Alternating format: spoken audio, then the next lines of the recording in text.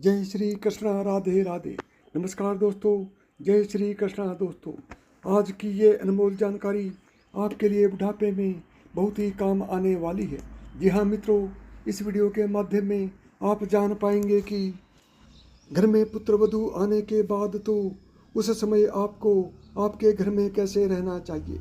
साथ ही घर परिवार में किसी भी बात को लेकर लड़ाई झगड़ा ना हो, अर्थात बुढ़ापे में कष्ट हो, परेशानी हो तो दोस्तों इस तरह के लड़ाई झगड़े से बचना चाहते हैं और तो दोस्तों इस वीडियो को अंत तक ज़रूर देखिएगा, जो आपके लिए बहुत अच्छी जानकारी देकर ही जाएगी।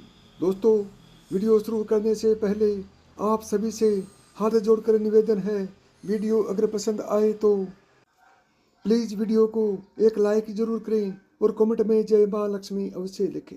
दोस्तों, आइए अधिक विलंब न करते हुए जानते हैं कि बुढ़ापे में सुखी रहने के लिए घर में बहू आने के बाद सास ससुर को कौन सी वो 3 गलतियां भूल कर भी नहीं करनी चाहिए। नंबर 1, मेहमानों के सामने बहू की बुराई। जी हाँ दोस्तों, अगर किसी लड़की के ससुराल में उसके भविष्य के बारे में टिप्पणी की जाती है तो उसके लिए इसे सहना बहुत कठिन हो जाता है।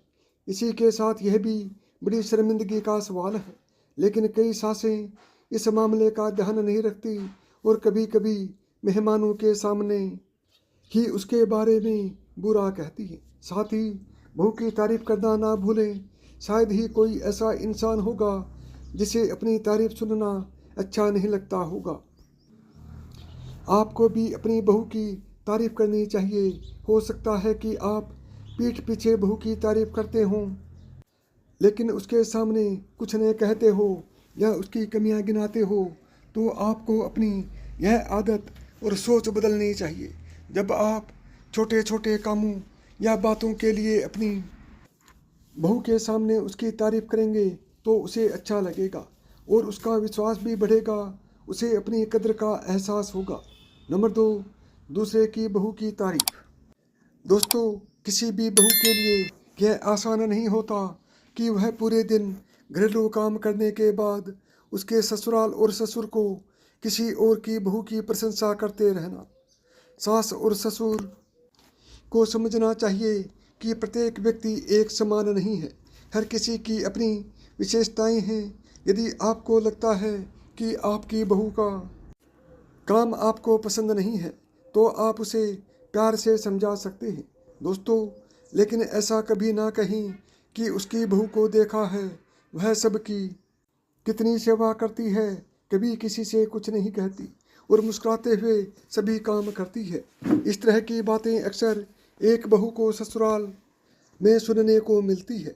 कई बार ऐसा होता है कि आप अपनी बहू की तुलना दूसरों से करते हैं और उसे उनके जैसा बनने की सीख देते हैं। हालांकि आपको ये समझना चाहिए कि हर व्यक्ति का अपना अलग व्यक्तित्व होता है, सभी एक जैसे नहीं होते हैं और न ही हो सकते हैं।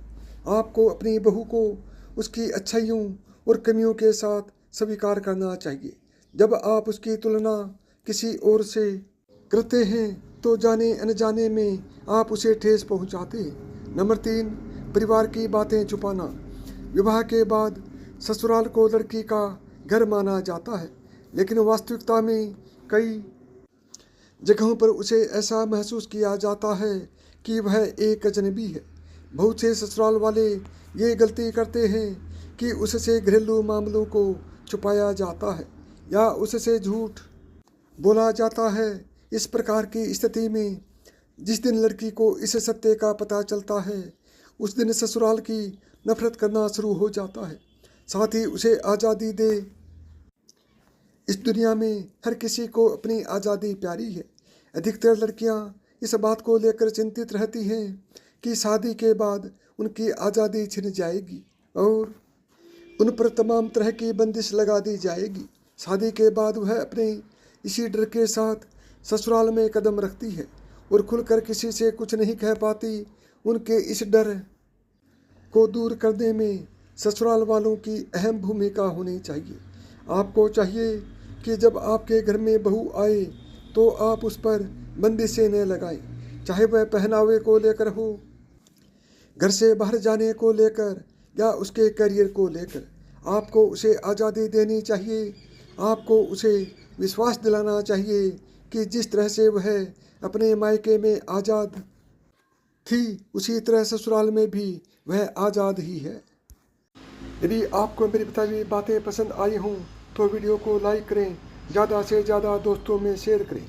यदि चैनल पर पहली बार आए हैं या चैनल को अभी तक सब्सक्राइब नहीं किया है तो चैनल को सब्सक्राइब करें, ऑल बटन को दबाएं, ताकि मेरे आने वाले प्रत्येक वीडियो का नोटिफिकेशन आपको सबसे पहले मिले।